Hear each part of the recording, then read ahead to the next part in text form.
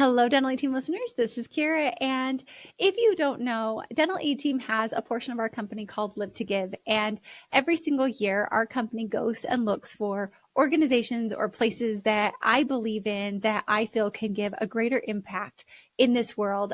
We've done a Make-A-Wish for a child who had stomach cancer one year. We have done stuff for Santa within our communities. We have done scholarships for people. And every single year we did a coat drive with all of our clients. And we were able to give so many coats to cold families. And this year I met an incredible man named John from Defy Ventures. And John was an incarcerated criminal for 17 years. He was at maximum security. He was in solitary confinement for 4 years. And he was sent to Pelican Prison, which is the number one federal prison in California, where it literally is like a resume builder for prisoners, but that is like the top of the top. He was in gangs, and he has actually come out of prison and his 5 years since his release date.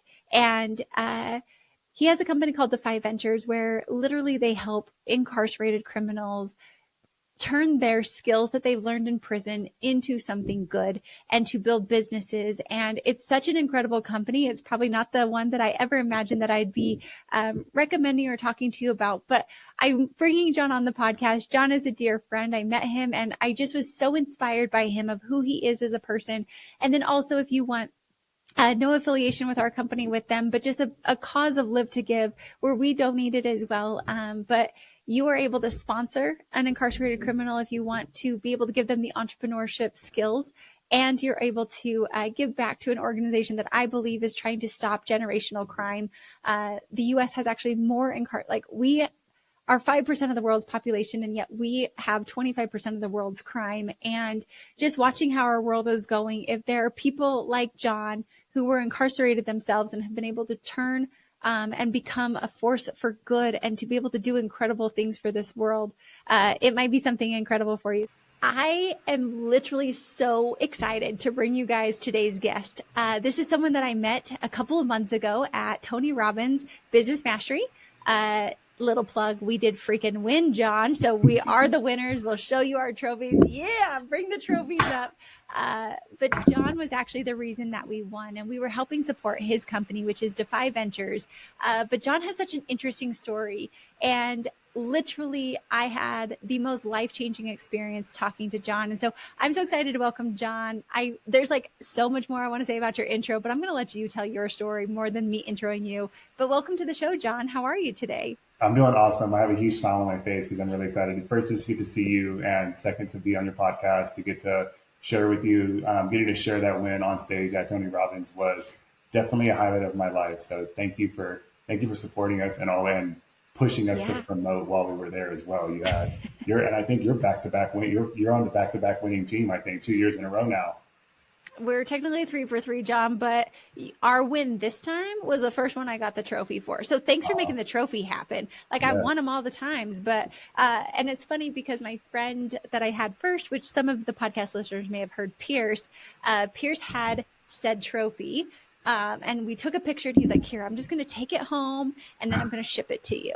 And I was like, "Okay, Pierce, that's great." Cause Pierce is freaking 7 feet tall. So of course, when Tony brought out the trophies, he grabbed one. I'm not quite as tall. And so I was like, "No problem, Pierce." And then Pierce did a freaking podcast with me a little while ago. And those of you who watch it, Pierce has his trophy right behind us on the podcast. And I was like, "I remember that trophy, Pierce." So John, this was and this, we're talking, that was 2019. So this was 5 years in the meeting. But John, okay, Defy Ventures, you guys, we're going to go into prison talk. John, I need you to tell your story. I'm going to let you tell it. I'm going to ask you 1,000 questions. I literally felt like I interviewed you before the win. We didn't know we were going to win at Business Mastery. For those of you who don't know, Business Mastery is an event that Tony Robbins puts on. And you go to this event. This is actually in 2019. I went there, literally skyrocketed Dental A Team to where we are today. But I learned so much about business. And what you're doing is you're at this conference. It's running from 10 a.m. until 2 a.m. in the morning. It's insane. And while you're there learning content, you're also supposed to be building a business within. It is the most exhausting thing that you've ever done. And John's business was the one that we did this year of Defy Ventures. And it was so cool. But John, tell your story, because I'm not going to do you justice other than the fact that this man came from one of the craziest prisons. And I'm just beyond blown away of who you are as a person and the background story that you have. So John, tell us all your little history, not little. Yeah. It's nuts. And now we're sitting here, you're a free man today on a podcast with me. Like literally the irony and the magic of your life is just awe-inspiring to me. Thank you. Thank you. And I just reiterate, I'm so grateful that we got to share that experience. And Business Mastery has been, it has been a force accelerator for me as well. And whether it's through fundraising or just growing the impact that I want to have. So I'm really grateful that I get to do that and get to be a part of that experience. But yes, I'd love to share a part of my story. And I just start from, you're going to have some highs and some lows here, but I promise like we'll get to the end of it and it's a happy ending. But it started, like the most striking memories for me, start when I was 11, and it's, my mom kissing me, tucking me into bed, kissing me goodnight, and her going to work. She was a waitress at Denny's. She worked the graveyard shift. So I get up the next morning and I'm on my way to school. And on my way to school, I see my mom's car parked on the side of the road, and I go look in, and it was her murder scene. So that was, I was 11 years old. I never knew who my father was. So after my mom was murdered, I went to live with my aunt. And my aunt was a drug dealer. She was an entrepreneur. And she was a really good entrepreneur. She just used her skills in the wrong way. But when I was 17 years old, I was in the car with her. And we both get pulled over. She's got drugs in the car. And I can remember the cop walking up and my aunt leaning over and telling me, John, if the cops find the drugs, tell them they're yours. She was already on probation. So her getting caught with drugs again was going to send her to prison. So I already lost my mom, right? I didn't have a father. I didn't want to lose my aunt too on top of that. So when the cops found the drugs, I lied and I said they were mine. And my aunt watched as I was handcuffed and put in the back of a cop car. That was my first time being arrested. Got to jail, 17 years old, slap on the wrist, right? My first time being arrested. I get released about 2 weeks later, but something that my aunt did was she praised me. She's like, good job. This is what you do for your family. You protect your family. And looking back now, I know like it's the opposite. She's supposed to protect me. Right. First, I'm not bashing her for selling drugs or doing anything like that, but having me take the drug charge, that was something very different. Mm-hmm. But I knew at that time, I was like, I'm all in, like a criminal lifestyle. This is what I'm going to do. And before the end of that year, I'd committed 4 armed robberies and I've been convicted of 7 felonies. And at 17, I was sent to a maximum security prison in California. So that's kind of like, that's another like pivotal moment in my life, is going to prison at 17. Yeah. Okay. There's more that comes. And John, like sitting here, I remember, so I meet you. Yeah. I had some like biases. You were at Tony Robbins. Our mutual friend told us about you, and you just told me some things at Tony Robbins. You're like, Kiera, it's like cradle to grave. Like that's the prison lifestyle. So at 17, had you graduated high school, or were you still a senior in high school, or had you like dropped out of school? I dropped out of school. 7th grade was the last grade I completed. Stop, for real? You see your mom, you're like, I'm out. Your aunt, probably different lifestyle. Okay, so 17, you're starting to do all these things. So how does this work? Tell me from 17 to basically where, like, what happens next? You get involved. I'm guessing criminal lifestyle. Like, how did you decide to go from like Johnny from the block? It was like literally like going to school to now you're like in full blown criminal. But I'm like, you're going to take care of your family. You have no father, you have no mother. Like this is the family. So you're going to adapt to family life. What happens after you're sent to, like, how long are you in prison?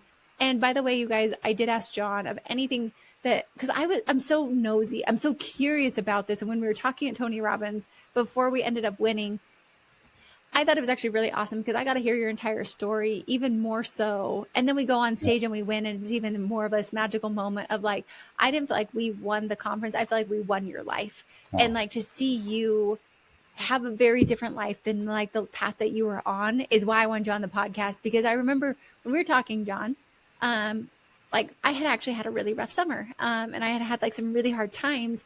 And I remember looking at you and I'm like, John loves himself so much. And you have told me some stories. And I'm like, if this man can learn to love himself, like you're such an example for all of us of like, you don't have to be on the path that you were set on. No matter what we've done in life, like we can still have these happy lives.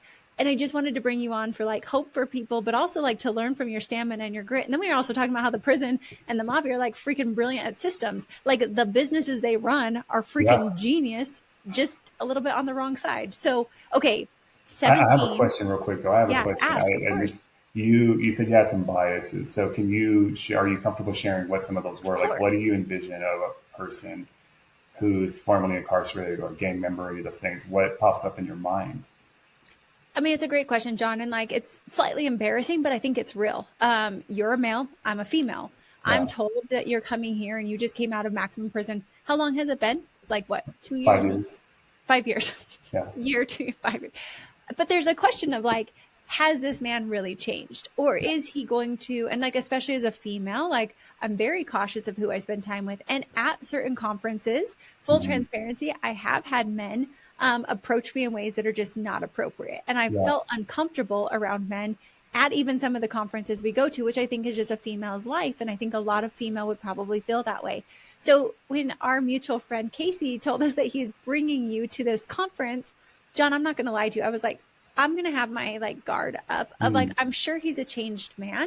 But at the same time, I also don't want to be dumb and naive, especially as a female. And like you came from Yeah. maximum prison security. And so I know we can have these honest conversations. And then I met you and who you are as a person. And I was like, this guy deserves everything in the entire world. And that's actually freaking what Defy Ventures is about, is like helping incarcerated criminals have a life that's real. But like, John, like it is scary because some Yeah. people, like It the world is. is manipulative. The world can What I like, want to say about that, when you said it's embarrassing, I don't think, I hope you don't feel that way, because I think what I see in that is, or what I hear from that, that's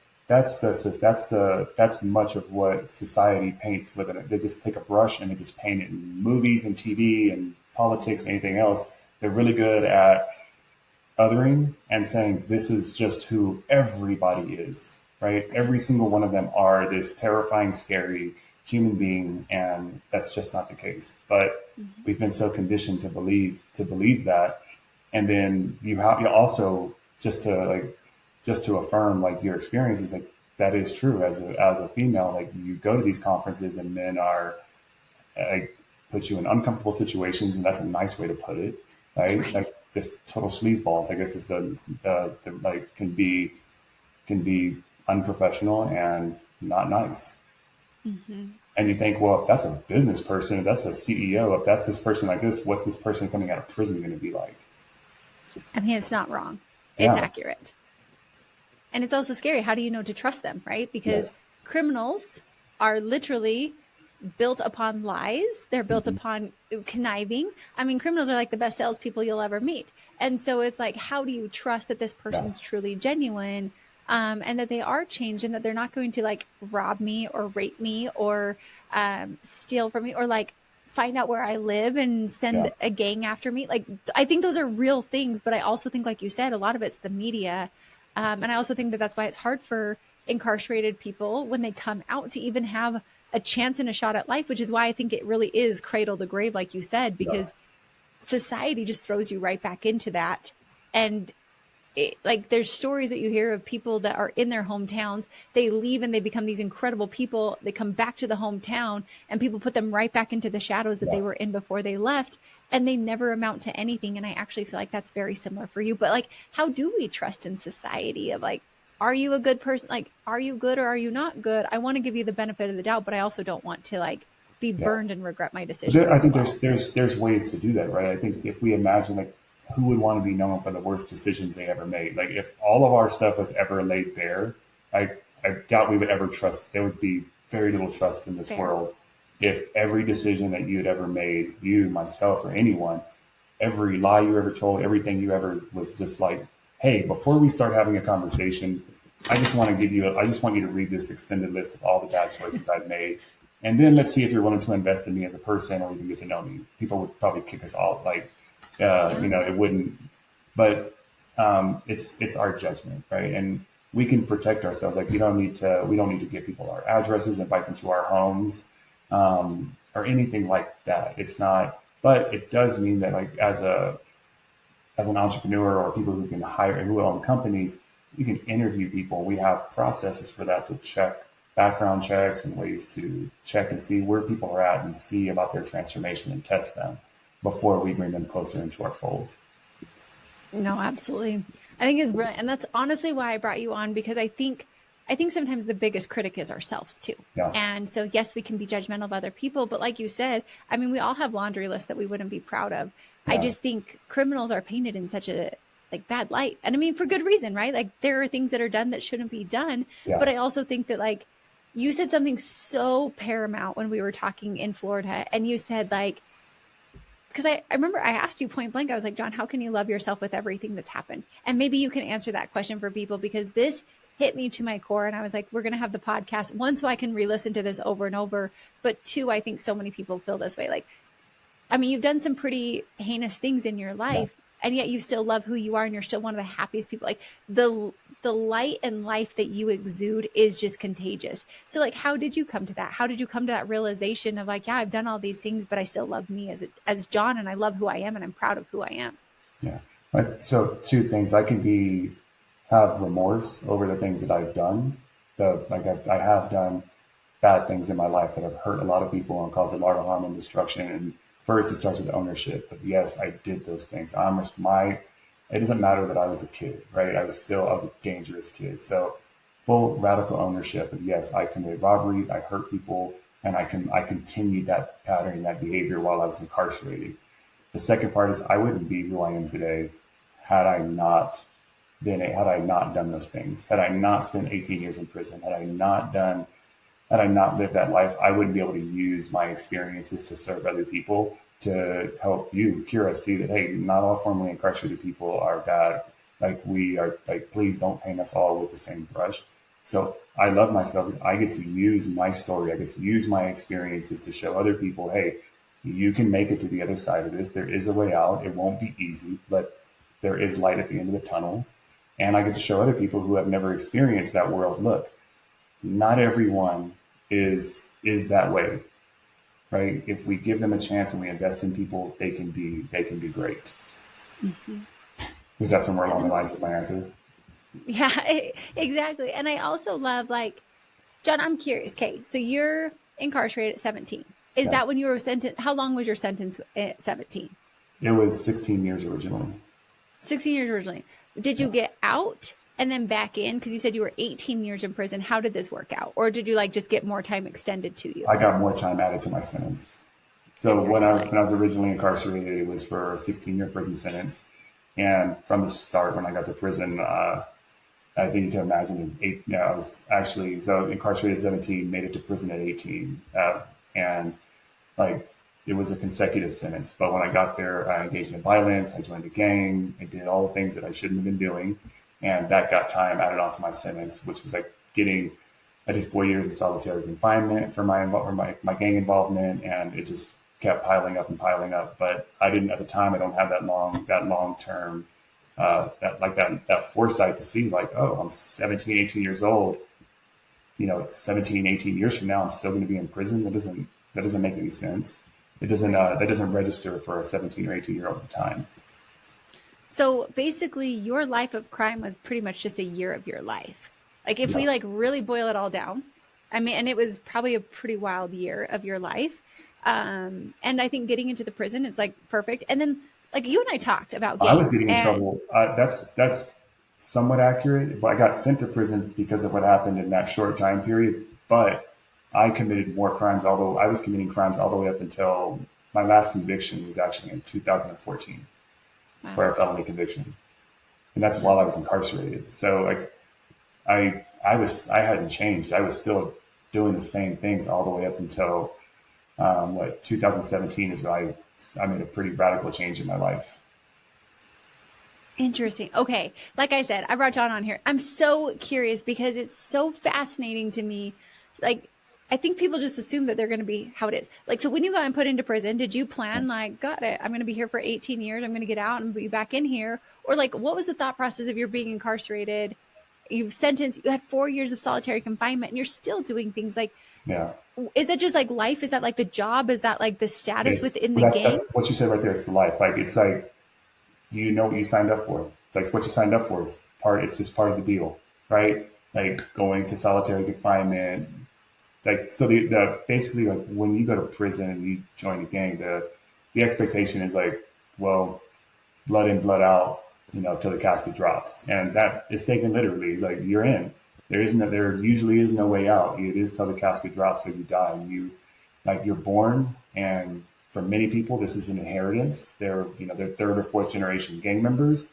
And it's like, I'm going to die in prison one day. This is what it is. It's like, hey, like, you knew what you signed up for. Right. Like that's the compelling feature. This is where I'm at. There's really nothing Yeah. I can do to change it. So let's have like the best ride. And also like within Yeah. gangs, like you're being praised for doing these things. So you're Yes. getting the reinforcement, you're getting the kudos. Like your aunt told you after you come out for being drugs, like that's what you do for your family. So it's like, Hmm. and I mean, we're raised by Yeah. society. We're raised by what people teach us. And so I'm curious. Okay. So now you're there 4 years. Tell me about solitary confinement. Like, is that awful? I just need to know, like, So how yes, is it it? is. It is awful. It's an awful practice that we use in the United States, and we use it on children as young as 13, 14 years old, and it's been deemed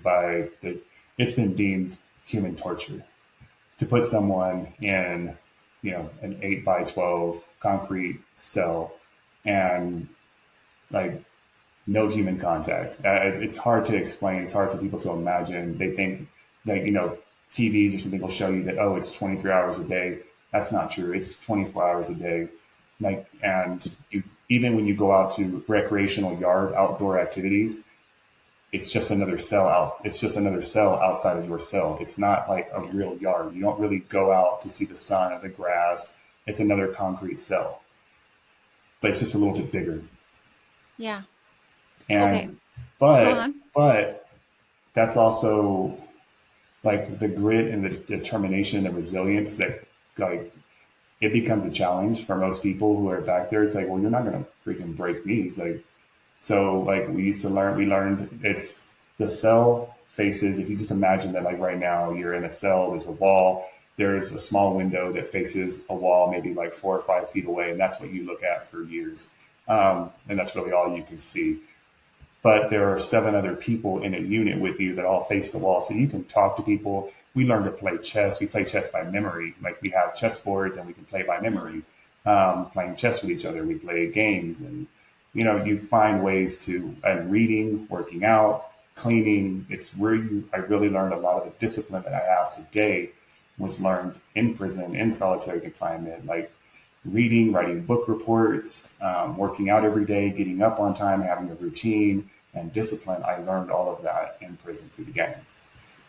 Do you feel like, okay, tell me more about this. Do you feel like that routine and all the things you learned from that, like you just said, there was the discipline, getting up, like you had to basically probably build your own routine. I'm guessing the prison, like you're in Oh no, confinement. we have one built for us. So the gang has one Okay. built for you. You get up, you have a roll call in the morning. It's like, hey, everybody, good morning, time to get up. And you have a workout. I clean my cell. I get a towel every day, a little shampoo, clean my cell down, make sure my cell is really clean, practice good hygiene, shower, brush my bird bath. In there, you have a sink with water, so you just like bird bath in your Mm-hmm. cell, and read, study, work out. These things are mandatory every day. These aren't like options. Okay. So then it like, which is probably good. It like instills Yes. like a routine for you, which I think is really paramount in life. But okay, like John, you said, like, where did your shift happen? Were you in solitary confinement, or when you're in confinement, are you just planning your next crime? Because like within the prison, that's where crimes Mhm. a lot of times happen. You Yeah. and I were talking like, I was like, the mafia and prison, like if it could be used for good, honestly, the criminal mind, if it can be used for good, is beyond brilliant. They have SOPs. They have a pecking order. Like they've got an org chart. Like you and I were talking, you're like, yep, you get a handbook when you show up to the gang. Like it's wild to me how they run it. They're profitable. They know their margins. They know what they need to do. They send people out Yeah. there. They praise them for work well done. And I'm like, if we can just take that and apply it to business, like it's absolutely brilliant. It's just unfortunately done in a way that's not like great outcomes. So how did you change? Like, was it in solitary confinement? Was it like, you said you had a radical shift in 2017. Yeah. You're still committing crimes from within prison. Like, how did you change, John? Because so many people, I think, would argue, like, you don't really change. Hmm. But I remember I attended I'm very fascinated by addictions. I'm fascinated by the way the mind works. And I actually went to this addiction course for a while, and they said, you don't change until you're like rock bottom. Like everybody will hit a rock bottom, and it's oftentimes not for family. It's not for life. Like, but everybody has a rock bottom that you hit. And when you hit it, you actually change. But like a lot of people don't even get there. So how did you change? Do you agree with that? Do you disagree with that? I Kind of give me disagree. some, I do okay, disagree give with me that. some And how that perspectives. somebody has to hit a rock bottom. And there's a quote by a formerly incarcerated guy named Chris Wilson. He says, "Rock bottom isn't a place; it's a state of mind." Like Interesting. you don't like you can't go find this place anywhere. It's not a it's but it's in it's a state of mind, and it's a Agreed. decision that I don't want to be in this place anymore. But there's also a really good book that I encourage people to read. It's called The Stages of Change, in the trans theoretical model. It's how change actually happens, and there's different stages of it. There's like I won't go through the whole thing, but there's like I'm blanking on it right now, but there's like there is no problem. I'm not the problem, and actually you're the problem. That's like the first stage of change, and the next one is like you have awareness, like there's a problem, but I'm not willing to do anything about it. I like what's happening right now. So there's these different stages of change. I subscribe more to that model that Mm-hmm. we make stages, we make changes in our life in stages. And for me, I had started making that and made a radical shift, but that shift didn't happen overnight. But there was like that spark for me, and it was right after it was when I got sent to Pelican Bay State Prison, and after I got out of solitary confinement, I was supposed to be going home, but it was the day before my birthday. I was supposed to be going home, and instead of going home, I was starting another 4-year consecutive sentence for a crime I committed, and that was the day when I decided I was like, all right, something has to change in my life. But also, like I've been living this life for 15 years. I don't know what else to do. Yeah. But what did happen was I stayed back from yard, which is in prison. You typically don't do that. Yard is mandatory just in case a riot or something kicks off. We need everybody on the yard. But I stayed in, and that was the first time that I remember ever crying in prison for 15 years. I'd never cried. I lost my uncle, lost my brother, lost so many people throughout and never cried. But I cried that day, and that was the first time that I remember like really wanting to go home. Like it's like this is it. If I don't make a change in my life, I'm going to die in here. And I believe that I had this like belief that I was meant for more than dying in prison. And that was the big shift for me. It was like just believing that I was meant for more than prison. Insane. And I think it's so incredible. But like, okay, so we talk about it and it sounds very fairy tale, right? Like we have this moment where we're meant for Yeah. more, which John, I'm so glad you said that because I think so many other people have that. And that's why I wanted you on the podcast. That's why I love talking to you. Because I'm like, gosh, if John can do all these things and realize he's meant for more, like so many other people, we're so hard on ourselves and like, no, we're all meant for more. So tell me, like, how did you process it? Also being in a gang. I remember when I met you, I was like, I don't even know how you're out and you're alive because like leaving a gang is usually death. Like there's no way. And you're in a very prominent gang. Um, like how do you change? How do you get out from a gang where you're like usually killed if you leave a gang? That's why people don't love gangs. But they're so prominent, like they're good Yeah. businesses, they're good recruiters, like and young boys and like Especially with egos, young like boys. It's all the things it's all the things that boys and like men want. War, money, like it's all there. it's all there. It meets those needs. They do a I really good remember you job of know meeting those needs. we were talking and you're like, they're great at recruiting. Like they literally list off everything you want. They recruit you when you're young and you're not making like intelligent decisions. And then you're in it for life. So you go through this moment where you realize you're meant for more. How do you change? Like, how do you change? How do you get out of a gang? Because I think so many people, you were facing probably one of the biggest uphill battles of any person I have ever met, John. Like, I'm probably going to write a book about you. Like, I've never written a book, but gosh, like, your story is just so fascinating to me because I think so many people would just feel like there's no hope. And yet you found hope when there was no hope. Like, I would say that most people would be able to find. So walk me through how do you transform into the man you are today? So it was more action than it was anything else. It was like to me, it was coming out and letting my homeboys know. First, giving up positions that I had in prison. I gave up. I was an entrepreneur in prison. I used to run every single business you could imagine. I ran gambling pools. I sold alcohol. I sold drugs. I sold cell phones. Like I created markets where there wasn't one. That was how I made all my money in prison. and I stopped doing that. That Which is also was so wild. Can we just pause there? I remember us talking and it's like, how do you even do this? And you're like, well, you get to know people. It's like freaking sales in prison. You get to know all the guards. You notice they're having a bad day. You get them to bring the stuff in. Like, it is wild. And I remember we were talking, there was someone else in the group with us and they're like, what? All this happens in prison? I'm like, yeah, I even know this. Like, they're freaking run businesses within the yeah. prison and it is like multi-million billion. Like, it is a very They're thriving very business profitable. They're very large. They're very scalable businesses. And like I was small time, I made good money, but I, for example, like I would run gambling pools, like, and it was on football, baseball, basketball. I even ran gambling pools on the Oscars and like, and what's that? I forgot the name of the show, but The Bachelor. I used to run gambling pools in The Bachelor. Like we would pick they would pick who's gonna win, and all I would do was take a cut of the money. And I was just a facilitator for people to be able to gamble. But when I would get to a new facility or a new yard, I would undercut whoever was running these pools. I would just undercut them and I would over deliver. They're charging $2 for a ticket. I charge $1 for a ticket. They take 15%. I take 10%, and I put them out of business. And then I come back and hire them, and I hire them as like a kind of like a franchise. It's like, okay, now you're going to do it for me in your building, and I'm going to give you 2% of the cut. All you got to do is pass out, the football tickets and collect the money, give it to me, and I'm going to pay you. Okay, but how do you do that and not like get killed in prison? Like, that's not a joke. Like, I feel like you come in, there's a top dog, and you take them down. They usually take you out. So is it just because there's rules? That's where the rules come in. There's so many rules. Really? Like, yeah, there's like, you don't just get to go out and fight people whenever you want. You don't just get to go out and assault people whenever you want. Like, it doesn't work. Like, it does not. That's movies, and also that's also California. California is very organized, very structured. So it's like, hey, you just got put out of business. Like, too bad for you. Like, nobody's gonna, like, they can get upset whatever they want, but like, violence is always 99.9% of the time is always predetermined. It's not random. Even when it's against an officer, it is not random. There is a high likelihood that officer came in. I'm not justifying why that happens. I'm not saying there's any reason why anyone should ever be assaulted. But when you're living in that life, in that criminal mindset, there are justifications. And like, Sure. I've seen officers come in and take someone's family photos and throw them in the toilet and tear them up. And it's like, well, you just destroyed something that meant really a lot to that person. And they believe that their only way of justifying that, rectifying that, is by going out and assaulting them.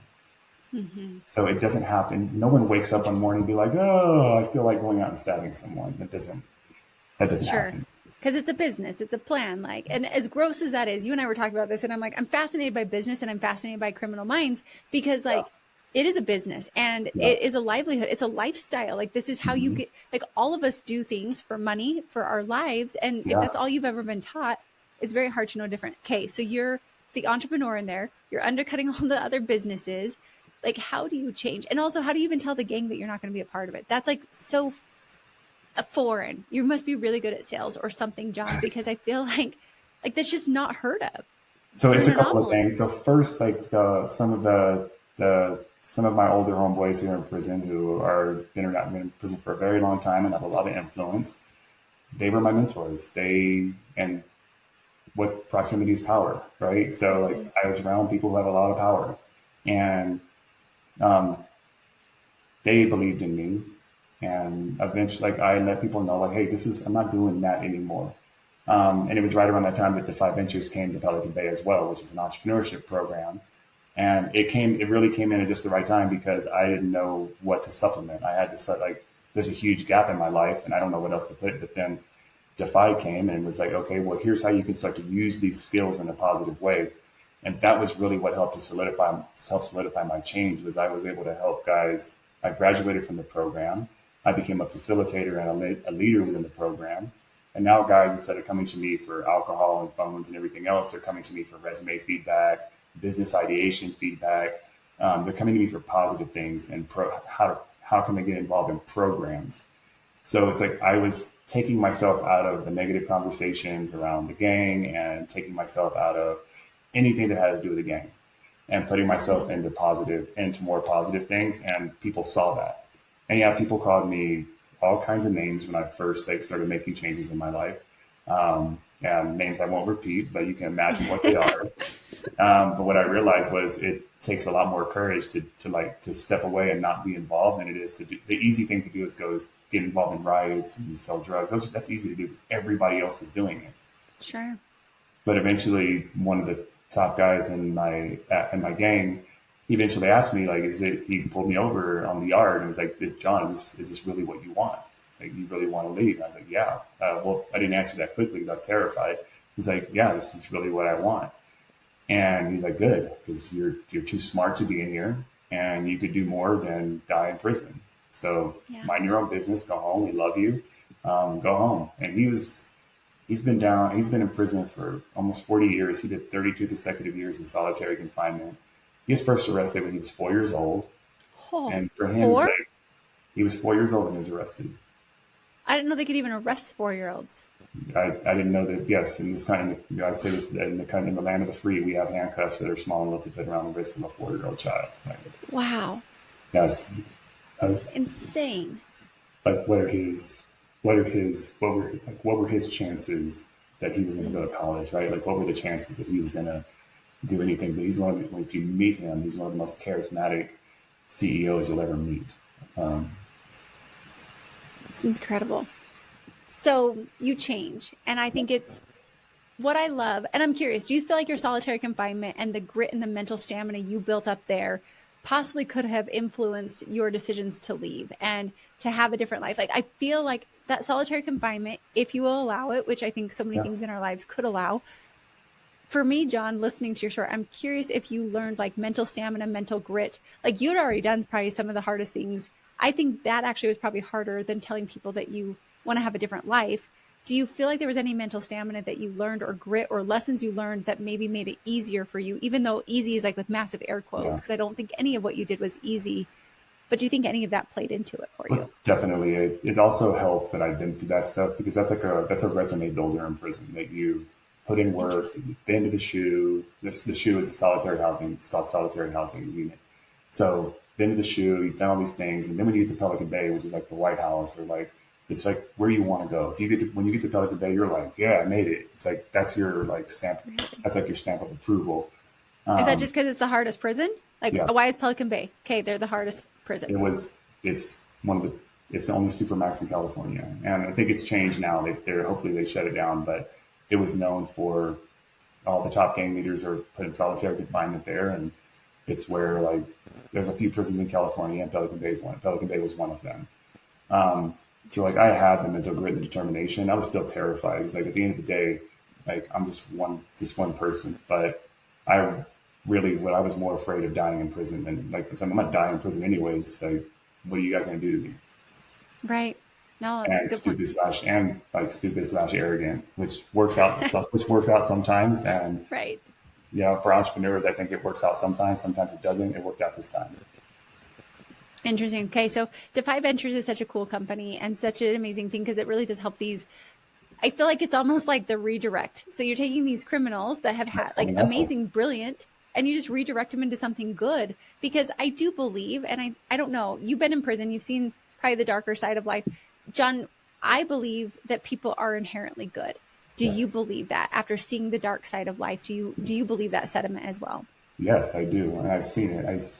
Even the guys that I talk about who have been incarcerated for 30, 40 years and have made terrible choices. I've made terrible choices too. There's like when you tap into a softer part of them, when they have hope, right? It makes such a huge difference in someone's life when someone has hope versus like you're an animal and you're a monster and you're going to die in prison, right?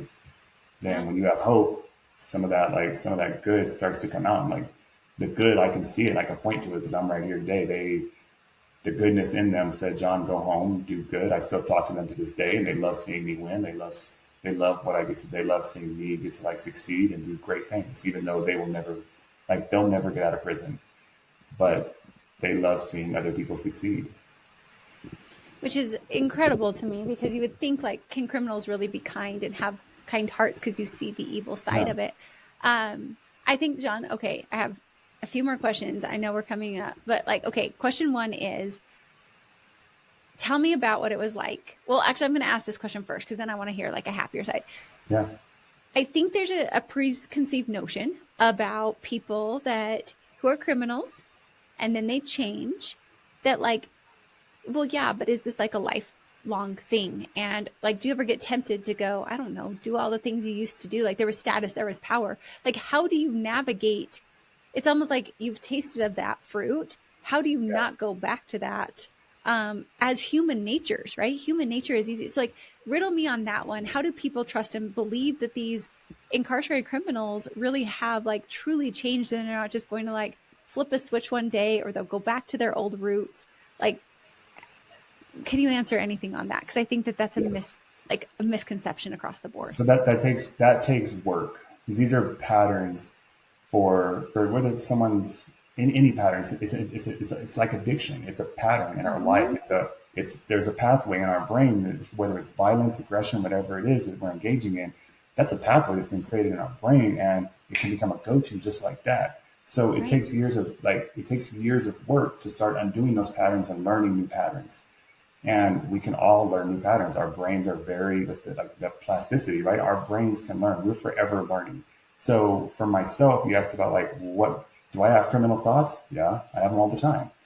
But I know that I don't want to do that. Number one is I don't want to create more victims.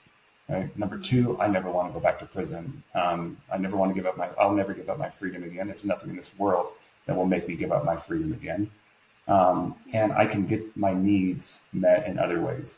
Right? Like whether it's significance, whether it's contribution, whatever those needs are, I can get them. I can meet them now in a legitimate way because I have the skills and the tools to meet them. Whereas before, like the people who we serve in prison, no one sent them to school. No one sent, like when I got kicked out of school in 7th grade, nobody came to look for me. The school never called my family and asked about me. No truant officer ever came searching for me, right? Like that and that's why, because there's multiple factors. It could be the neighborhood you grow up in, how much money you have, and the color of your skin determines the opportunities and the ways that we're raised. Yeah. So many of the people who come to prison with us, the volunteers, the CEOs and executives, we ask a series of questions, and we ask like, how many of you had more than 50 books in your house growing up? Your parents paid for you to attend private school. Your parents tucked you into bed every night, right? At least one parent tucked you into bed. Like I heard gunshots in my neighborhood growing up. Like and you see the stark contrast between the opportunities that we had. So is it expected that people who are incarcerated have these patterns in their life that have gone on for years? But at Defy, we can teach them and start to give them new patterns of, oh, you used to do this in prison for the gang. Well, you can convert that over. It's called a transferable skill. You can transfer that skill set over here and use it this way. That answer your question? That's incredible. I love it. And that's ultimately what Defy is for. And that's what like changed your life is this company that you guys are a part of comes in and they teach the curriculum. They give, like, you guys have your little SOPs, you've got all your manuals, they go through class. How long do people usually participate in Defy before they are? So like, it's not easy. Like this is the curriculum they're going through. Like this is a lot of curriculum that they are going through and reading. And if you have everything in here from self-limiting beliefs to building out your business model to running an MVP, they have everything through that. And it's a lot. It takes around 6 months for them. It takes about 6 months for them to get through the curriculum. That's awesome. And that's like really what your passion is now. So, okay, I'm going to ask the question and then we're going to talk about Defy and how you even got to Defy. But okay, I need to know. So it was probably 2017 and you were released in 2019? Yeah, I got on June 19th, 2019. June 19th. I bet you'll never forget that day. No. Well, actually, I think the greatest thing happened this year. I did forget. And Casey texted me and was like, congratulations. Like, what for? It's like, it's your 5 years. It's like, oh, I forgot that I did forget. That actually felt really good to forget that. It felt good to forget that. That's amazing. That makes me actually so happy because then it's not a stamp of remembering who you were, but who you are today is what you're actually living. So basically 2 years from the time like you made this decision, 2 years, you build up a business plan, you're learning all these skills, you're released. I need to know Like, and I don't even know if you can put into words, like, what did it feel like to have freedom back after 17 years of not having freedom, of being in solitary confinement, of feeling like you're going to be in this for the rest of your life, to then changing and realizing I want a different life? Like, can you just explain to the listeners and to me, like, what does Yeah. that even feel like? Because I think we take for granted our life, our love, like our happiness, like all the things that we have on a daily basis. And you had all that stripped away from you for years, like for good reason, right? Like there were consequences associated. But what did that even feel like when you were released?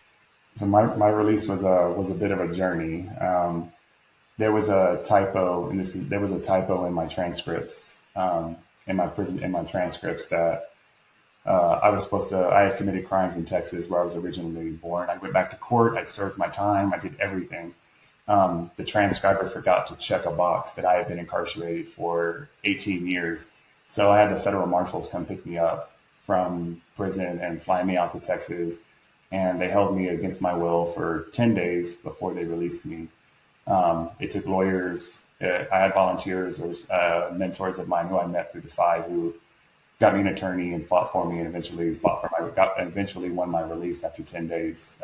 But even up until that moment, they called me out. They're like, Jackson, it's called RCO1, like you're going home. And then I'm like, you're going home. Um, and like, I didn't believe them. I felt like I'd been screwed over by the system so many times. And they're like, give us your social security number forward, give us your social security number backwards. What address did you used to live at when you were 13? And like, I don't know any of these, I don't remember any of this stuff. Right. And then I like get in front of a glass door and they're like, just waiting for it to open. I just didn't believe it was going to open. But I finally did. And I was able to walk back and I got the hell out of there as fast as I could. I was just scared they're going to like come back and take me away and tell me like, oh, we're just screwing with you. Like it's a joke. We're not really letting you go. Yeah. And finally made my way back to California. I had to be back. So they flew me out to Texas. With no ID or nothing, I had to find my way, but I had to get my way back to California within 72 hours to go over my parole meeting. But I got on a flight. I was able to get on a flight with no ID, no nothing. How did you do that? That's impressive. I started working for another organization called Hustle 2.0, and we printed up a fake ID. Our business manager printed up a fake ID for me, printed it up, sent it to Kinko's, and I went and got it, and that got me on a plane. But it's fine. We gave away crime. We just submit, like, it's just a little, like, we're fine. I had to get back to California to violate my parole. Yeah. So I had okay. to get back. All right. So you get back. Yeah. Like, that's just, go on. It was it has taken time to, it is re-entering society after 18 years like that. It's very traumatizing. I had a hard time sleeping. I didn't sleep. Casey, going to Casey's was actually the first time I fell asleep. I fell asleep at his house. I hadn't slept in close to like 5 days. I hadn't slept. Just because like I couldn't like being in a room with doors and windows and large spaces. I was not used to that. I was used to being in a small cell that, I know everything that's going on in that cell. And then it's taken a lot of time, a lot of healing, and a lot of therapy to be able to like sleep with my bedroom door open now. Yeah. That's incredible. It's amazing. John, thank you for sharing, because it touches me too, because I can only imagine, and I felt it, I think at a very small level, because I'll never know what that felt like, to hear, because I agree, I bet it was so, is this even real life? And I've got all the hopes and aspirations, but will I actually be able to achieve everything that I know I'm meant to do? And then now 5 years later, you're married, you have a house, you've got this happy life. I just remember watching you at Tony Robbins, and I think so many people love being there. And I feel like you're experiencing life like for the first time. It's almost like watching a child experience life, not that you're a child, but just the joy and the love, and like you're experiencing life, I feel firsthand for the first time right now. And I think to be able to watch you do that was so magical for me, because like I take these things for granted. I mean, I get to go to these events and I get to have these, and like, yes, it's amazing, but like watching you it feels like every day you live to the fullest. And I don't know if you want to comment on that. And then I want to talk about Defy and help I try to. I still like, I have hard days. I have days like, I have days that suck. I have days that are like not the best, right? but trying to practice gratitude. And I can forget that sometimes. But I actually like thinking about it. I'm actually like grateful that sometimes I can have those days because I'm Yeah. that far away from where I used to be that I can be like, crap, I'm stuck in traffic. Right? When Right. like I'm not in solitary confinement. This traffic. I mean, exactly, I'm like I-80 is really bad. I'll give it to five you. years It's ago, really, 5 years ago, I'm like, I would have done anything to just be able to sit in traffic, right? And sitting in that yeah. cell. But I look at it as like, but it's a good reminder to be like, yeah, my life could be much, much worse. But today I get to use my life to do great. I get to live what I believe is my purpose and why God put me on this earth. So I love that. I love that you just said that because I think maybe that was like the piece I wanted people to hear.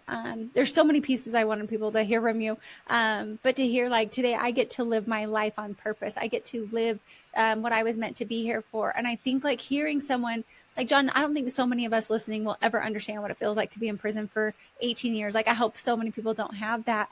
And I think just like you really bring me back to gratitude every time I talk to you of just like how blessed I am to have the life I have and to like live those days and to live the purpose that I was meant to be. And like we're all created for more. And so tell me a little bit about, okay, here's John, 5 years. You have Defy Ventures. Kind of tell us a little bit about what Defy Ventures are, because I think it's incredible that entrepreneurs like most of the listeners here were able to go in and give you the gift of entrepreneurship. And now you're doing that for more incarcerated criminals. And when Casey talked on stage, he said like, the US is not as big of a population, and yet we house the most criminals within the US. Like you probably know those stats way better than I do. But So like, we have about 5% of the world's population, but we incarcerate 25%. We have 25% of the world's incarcerated population. The vast majority of them are black and brown people. That's the reality. We have one of the highest recidivism rates in the world. All of these things that show that we have a broken system, a system that does not work. right. And I know what you, to me, when I heard that, I was like staggering statistics. And just thinking like what you guys are trying to do is stop generational crime and stop like the path of cradle to grave. And like, I don't, you said blood to casket, like crazy to me that that's how, but you're like, this is my life. That's all you know. And it's like, well, think about where we raised and like my parents went to college, so I went to college, and like yes, we can break away from it, but breaking away from the mold I do think is hard. And so kind of tell us a little bit about Defy Ventures, and if people are interested, this is our Live to Give this year, of like having a way to give back. It was so incredible to see how many people we were able to help through this program, at Tony Robbins, and then also for me. And all the listeners know every year we do Live to Give, and something that just really is a bigger impact than ourselves, because I believe we're so blessed as entrepreneurs. Let's give back and serve more. So kind of tell us a little about what Defy Ventures does and how people can get a part of that if they want to. Yeah, so Defy, we leverage entrepreneurship. We call it transforming their hustle, right? It's taking all those skills that they've learned through the criminal and gang life and using them to apply to start their own business. And they don't have to start a business. They can also do that, like being what's called an entrepreneur, where you are using that creativity, using all of your skills as an employee. So we leverage that. And what we do is we also recruit CEOs, executives, and business leaders to come into prison with us for our events that are very similar to what we get to do at Tony Robbins, people jumping around, having a great time, getting people in state, and giving feedback on their business pitches, because we're going to get them all the way to writing a business pitch and post after they get out of prison.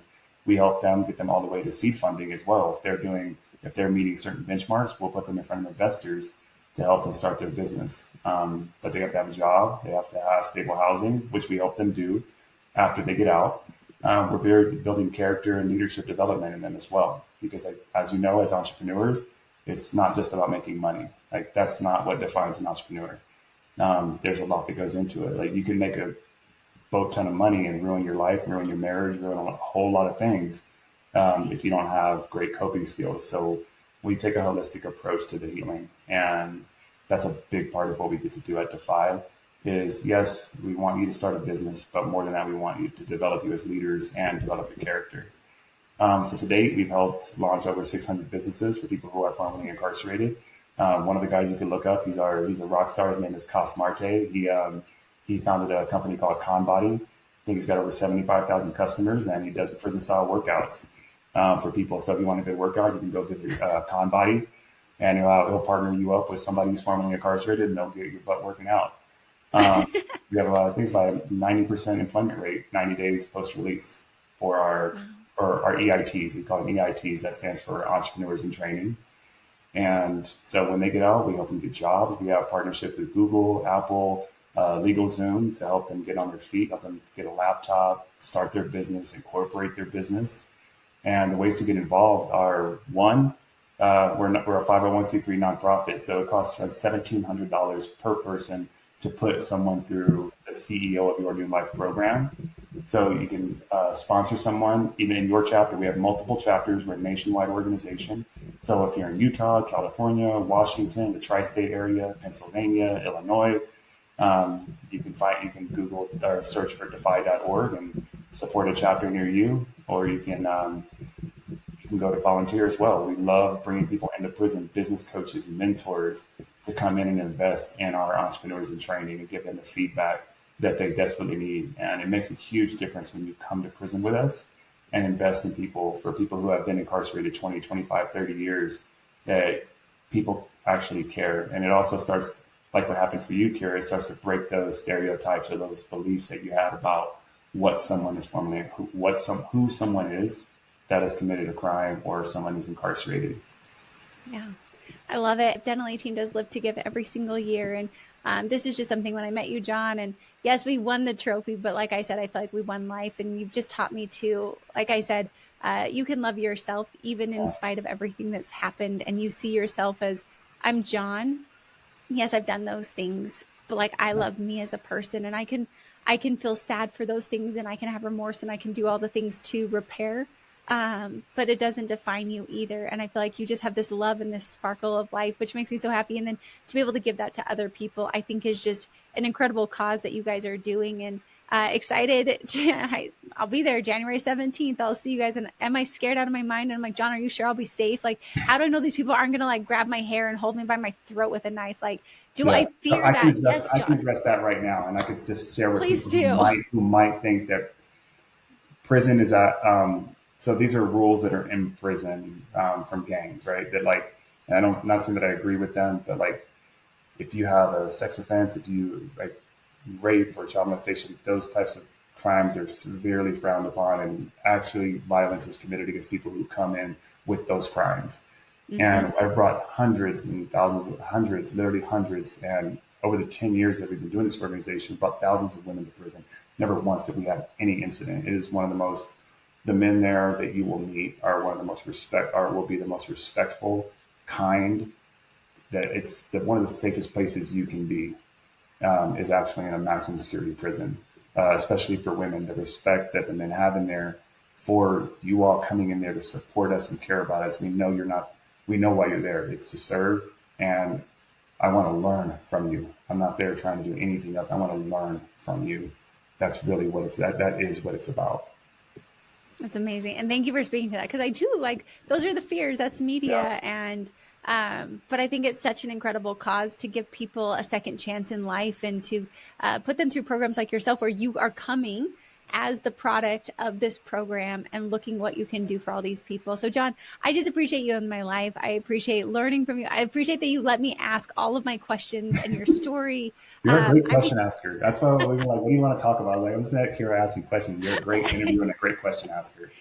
Thank you. Well, it's genuine curiosity, because just to see who you are today versus where you were 5 years ago, 7 years ago. And what I think is also magical is it didn't take a long time, right? Like, you were in prison for 14 years and you were able to turn your life, like, to also give hope that if people have addictions or people have done things in their life they're not proud of, it didn't take you 17 years. Like, for sure, you're going to spend the rest of your life trying to like make up for the pain that you maybe caused other people, but you're doing that and by stopping generational crime and making those changes that I think for people like you give hope. You give hope for loving ourselves. You give hope for forgiveness. You give hope for the beauty of life.